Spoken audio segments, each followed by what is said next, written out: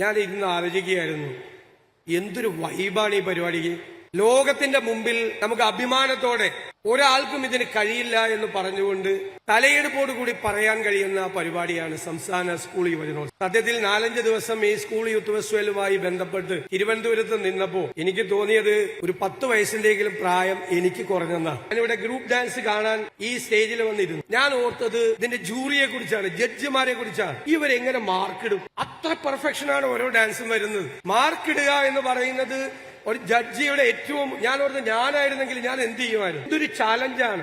ഓരോ ഐറ്റത്തിലും ജഡ്ജിമാർക്കും മാർക്കിടാൻ. ഇത്രയും മികവാർന്ന, നമുക്ക് വിസ്മയം തരുന്ന ഈ കുട്ടികളെല്ലാം നാടിന്റെ സമ്പത്തുകളാണ് എന്ന് ഞാൻ പ്രത്യേകമായി ഈ അവസരത്തിൽ ഓർക്കുന്നു. എല്ലാവരും ചേർന്ന് ഒരുമിച്ച് നിന്ന്, ഒരു രാഷ്ട്രീയവും കലർത്താതെ എല്ലാവരും ഒരുപോലെ നിന്ന് ഇത് ഭംഗിയാക്കാൻ കഴിഞ്ഞത് ഇനിയുള്ള വരാനിരിക്കുന്ന വർഷങ്ങൾ ഇതിനേക്കാൾ ഭംഗിയായി നടത്തും എന്നുള്ള ആത്മവിശ്വാസം നമുക്ക് നൽകിയിരിക്കും. സമ്മാനിതരായ കുട്ടികളെയും മത്സരങ്ങളിൽ പങ്കെടുത്ത എല്ലാവരെയും, അവർക്ക് പരിശീലനം കൊടുത്ത എല്ലാവരെയും ഞാൻ പ്രത്യേകമായി അഭിനന്ദിക്കുന്നു. എനിക്ക് കുട്ടികളോട് പറയാനുള്ളത്, നല്ല പ്രസംഗത്തിന്റെ ഉത്തമമായ ലക്ഷണം എന്ന് പറയുന്നത് ഔചിത്യബോധമാണ്. ഇപ്പൊ എനിക്കിവിടെ കാണിക്കാൻ പറ്റുന്ന ഔചിത്യബോധം എന്ന് പറയുന്നത് പ്രസംഗം പെട്ടെന്ന് നിർത്തുക എന്നുള്ളതാണ്. ഞാൻ ആ പ്രസംഗം പെട്ടെന്ന് നിർത്തുന്നു. നിങ്ങളുടെ എല്ലാവരുടെയും അനുവാദത്തോടെ സംസ്ഥാന സ്കൂൾ യുവജനോത്സവത്തിന്റെ സമാപന സമ്മേളനം ഉദ്ഘാടനം ചെയ്യുന്നതായി അറിയിക്കുന്നു. നന്ദി, നമസ്കാരം.